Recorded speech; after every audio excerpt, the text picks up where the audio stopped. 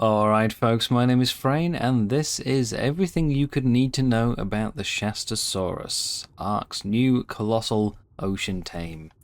As always, if you find this helpful, please do consider supporting the channel, but now, let's get started.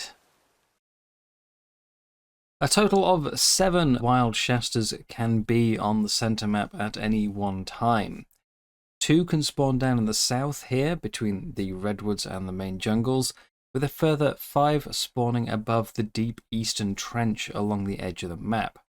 With a respawn time of only 45 seconds, they shouldn't take very long to repopulate after any culling or taming, and you should always find them near the surface. As with most recent additions, the Shasta once again comes with its own unique taming method. A relatively simple one this time, thankfully, but also quite lengthy, and unfortunately with no real ways to speed it up. Let's start with preparation.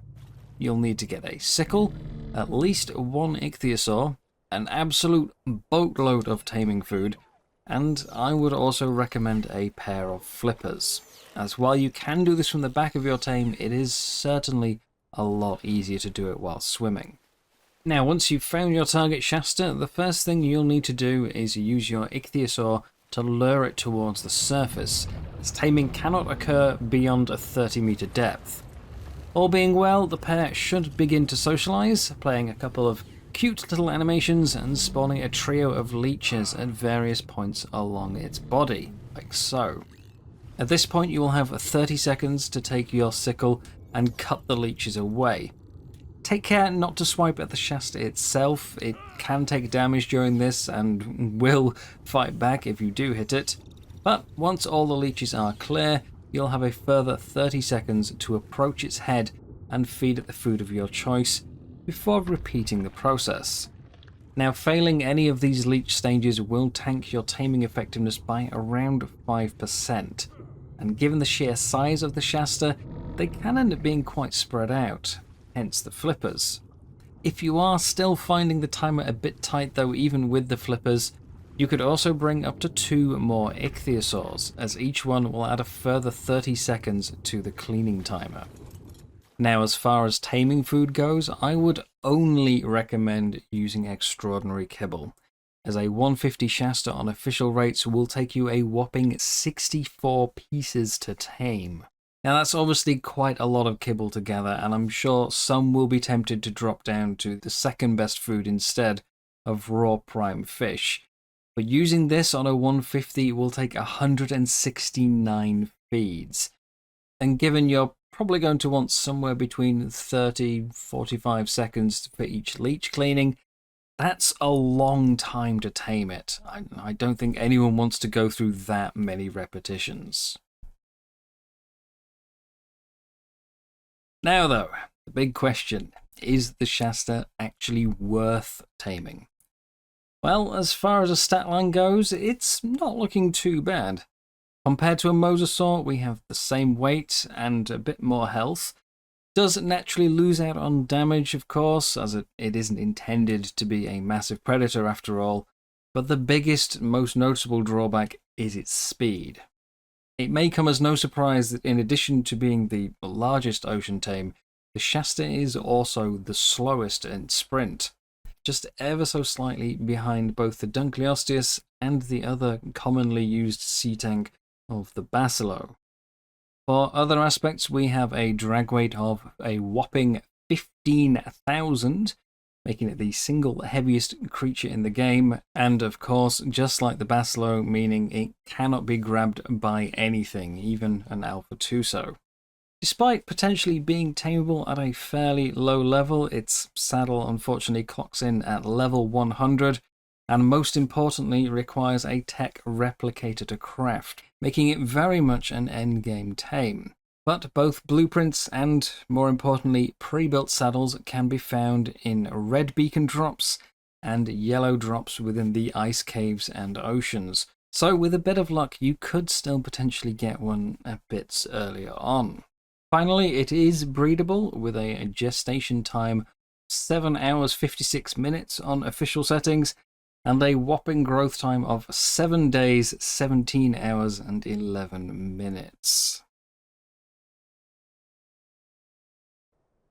Now, the major draw of the Shasta is, of course, its submarine saddle, functioning both as easy transport and small mobile base.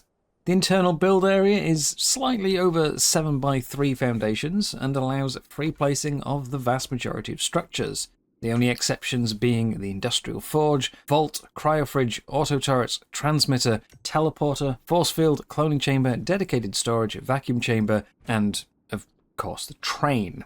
Now, while the owner can of course board the pod simply by interacting with the Shasta itself, if you wish to transport any tames around, you'll either have to board them via the large rear tech door, or by parking them within 30 meters and selecting board tames from the radial wheel. In keeping with the submarine theme, we also have a good old periscope available from the cyclable secondary abilities, allowing you to safely spy on unsuspecting rivals from a fairly respectable depth. More importantly though, it doubles as a set of tech binoculars, providing easy stat checking on anything you can get in your crosshairs, an absolutely invaluable late game taming tool, especially as the binoculars themselves are not normally unlockable on the center. A further third function of the submarine is a set of torpedo tubes, letting you launch rockets direct from the Shasta's inventory. One torpedo can be launched every 2 seconds at seemingly any angle, with a maximum range of 200 meters. But just as with real torpedoes, these cannot leave the water, and will instead travel along its surface should they reach it. And now, lastly, we come to a selection of 3 sonic abilities, all with a shared cooldown. The first is a simple sonar pulse, providing an 8-second ping on any enemy creature within 300 meters, and with a cooldown of just a single second. The next is a disorienting flashbang with 50-meter range and 30-second cooldown. Any creatures hit by the blast will be stunned for up to 10 seconds depending on their drag weight, while any players will be dismounted and blinded, with intensity increasing at shorter ranges. And finally, the third sonic attack is a massive defensive knockback on a 1-minute cooldown. Everything within 35 meters, regardless of angle, will be hurled backwards with tremendous force. And there seems to be absolutely no limit to what can be repelled in this way. Mosers, Bassies, even other Shastas are all sent flying when the blast is triggered. Now, naturally, without much speed on its side, this isn't really going to allow the Shasta to make a proper escape from danger, but it could certainly provide enough reprieve to at least turn around and better face your opponent, or get out of any awkward corners you might be stuck in. And there we are. That's every trick available to our new Giant Ocean Tame. Before we wrap it up though, I'd like to just add a few final thoughts on it from all my time testing this. As most of you are probably aware, the Shasta was originally a creature submission towards the end of last year, and was intended to have a much more logical topside saddle along its back. Sadly, and understandably, during its creation, Wildcard found this wasn't really viable, mostly due to how it behaved when the submarine was only partially submerged. So the belly saddle was created as the alternative. Unfortunately, this simply has its own set of issues, most notably that tames inside the saddle can be pushed out if you get too close to terrain. Now, I fully appreciate that they wanted to keep to the original design here, but every vote has always come with a little disclaimer saying that the creature itself is what you are actually voting for, and all functions are subject to change.